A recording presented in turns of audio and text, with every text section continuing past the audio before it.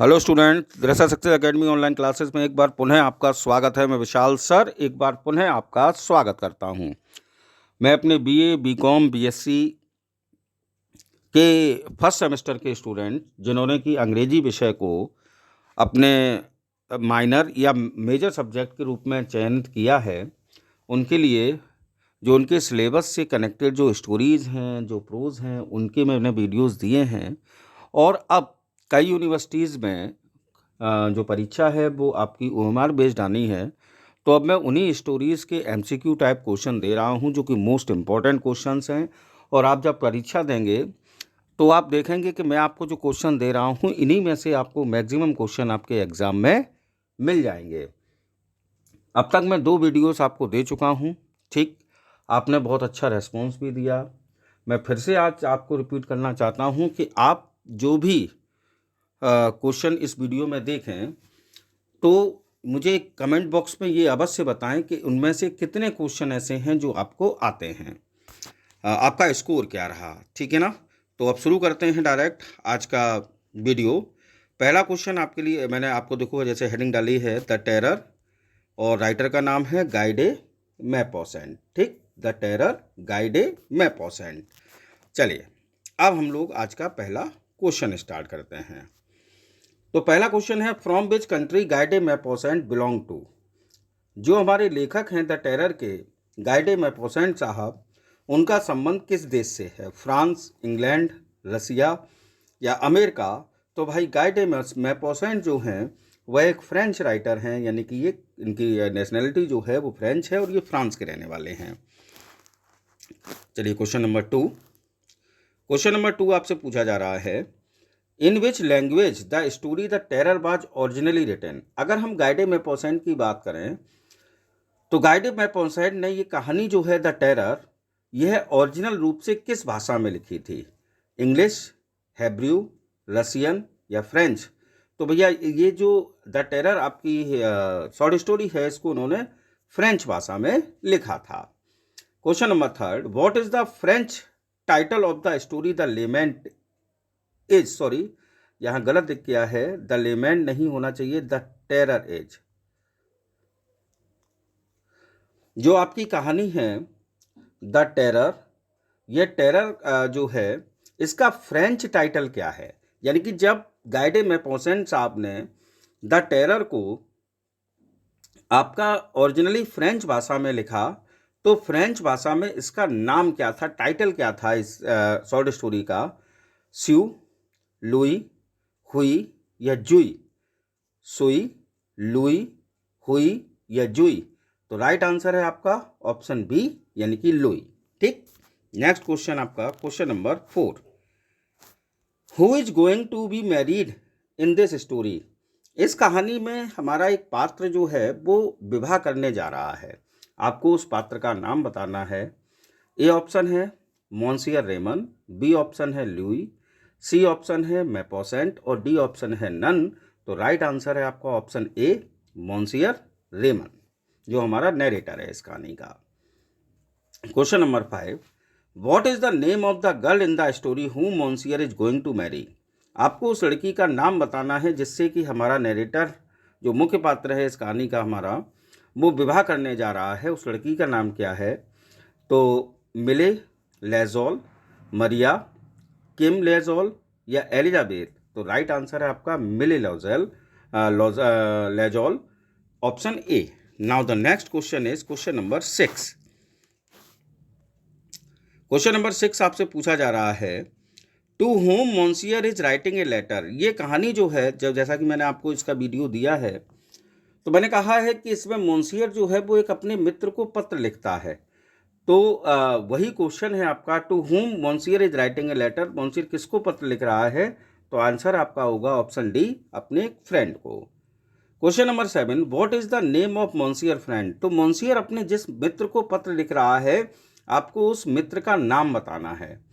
Pierre Pierre लेजोरसेले, Pierre डेकॉरसेल, Pierre लेजोल या Pierre रोजोक्रेल? तो इसका राइट आंसर आपका होगा पियरे डेकॉरसेल, ऑप्शन बी। मोन्सियर के फ्रेंड का नाम है पियरे डे कॉर्सेल। नेक्स्ट क्वेश्चन आपका आता है question number 8। The original French title of the story Louis means. जो आपने ये टेरर जो कहानी है उसका मैंने फ्रेंच आपको टाइटल बताया लुई है, तो आपको बताना है कि लुई फ्रेंच भाषा का शब्द लुई जो है उसका अर्थ क्या होता है, यू, शी, ही या आई। तो right answer is option C, he. क्या होता है लुई का means he. Now the next question is question number 9। इस कहानी में लुई रेफर्स टू, इस कहानी में जो लुई है ये किसको रेफर किया गया है नाम, ये नैरेटर्स फ्रेंड, नैरेटर के मित्र को, द नैरेटर, नैरेटर स्वयं को, the figure he sees in the chair, या उस फिगर को जो कि उसने चेयर पर बैठे हुए देखा था, या द नैरेटर्स वुड बी वाइफ, या नैरेटर की होने वाली पत्नी। तो ऑप्शन सी आपका राइट आंसर है। यहाँ लुई शब्द जो है वो रेफर किया गया है Louis the figure he sees in the chair. Question number 10। When was the story the terror first published. सबसे पहली बार जब फ्रेंच भाषा में द टेरर पब्लिश हुई तो ये किस वर्ष में पब्लिश हुई थी, 1880, 1881, 1882, 1883, and the right answer is option D, 1883। Now the next question is question number 11। Who is afraid of being alone in the story. इस कहानी में वह कौन सा पात्र है जिसको अकेले रहने से डर लगता है, मोन्सियर, पियरे, लुई या all, and the right answer is option A, Monsieur. Now the next question is when was Guy de Maupassant born? Guy de Maupassant साहब का जन्म कब हुआ था, 2 फरवरी 1848, 11 मई 1846, 5 अगस्त 1850 या 10 दिसंबर 1855, and the right answer is option C, 5 August 1850। Question 13। When did Guy de Maupassant die? Guy de Maupassant की मृत्यु कब हुई। ऑप्शन आपके सामने है 6 जुलाई 1893, 6 जुलाई 1892, 6 जुलाई 1894 और 6 July 1895, and the right answer is option A, 6 July 1893। अगला क्वेश्चन है आपका, Maupassant is considered a father of. Maupassant साहब को जनक कहा जाता है, किस चीज का जनक कहा जाता है, फादर कहा जाता है, मॉडर्न शॉर्ट स्टोरी का, मॉडर्न नॉवेल का, मॉडर्न ड्रामा का या मॉडर्न पोइट्री का। इस क्वेश्चन का आंसर आप लोग कमेंट बॉक्स में दें। Maupassant is considered a father of modern short story, modern novel, modern drama या modern poetry. Now the next question is 15। Where monsieur lived. Monsieur जो ये हमारी कहानी का नरेटर है द टेरर का, वह रहता कहाँ था, किस शहर में रहता था, लंदन में, पेरिस में, न्यूयॉर्क में या none, and the right answer is option B, Paris. Now the next question is question number 16. What is the name of the man who worked in the apartment building where Monsieur lived? इस कहानी में एक व्यक्ति का नाम आया है जो कि उस बिल्डिंग में काम करता था जिसमें कि मोन्सियर रहा करता था। ठीक, जिस बिल्डिंग की अपार्टमेंट में मोन्सियर रहा करता था उसी बिल्डिंग में एक व्यक्ति काम किया करता था, उसका नाम क्या था, पॉर्टर, जेनिटर, लुई या none, and the right answer is option B, janitor. Now question number 17। From which disease monsieur suffered. हमारा जो नरेटर है इस कहानी का वह किस बीमारी से ग्रसित है। द टेरर में जो हमारा मोन्सियर रेमन नरेटर है वह किस डिसीज से पीड़ित है, फीवर से, कोल्ड से, पेरेनोइया से या कैंसर से, and the right answer is option C, paranoia. Now the next question is question number 18। Where monsieur saw a man sitting in a chair in his room. Monsieur ने अपने कमरे में एक बंदे को चेयर पर बैठा हुआ देखा। वह व्यक्ति जो है जो चेयर पर बैठा था वो कहाँ बैठा था कमरे में, बाय द गिटार, गिटार के पास, बाय द फायर, आग के पास, बाय द बेड, बेड के पास या बाय द बॉल, दीवार के पास, and the right answer is option B, by the fire, आग के पास। Now the next question is question number 19। Which literary device or devices used by the author in the story the terror. जब हम the terror story की बात करते हैं तो इसमें कौन सी लिटरेरी डिवाइस या डिवाइसेस का यूज किया है हमारे राइटर गाय डे मॉपासेंट ने, ऑप्शन आपके सामने है A irony, B paradox, C both A and B or D none. And the right answer is option C, both A and B. Irony और पैराडॉक्स का यूज किया गया है।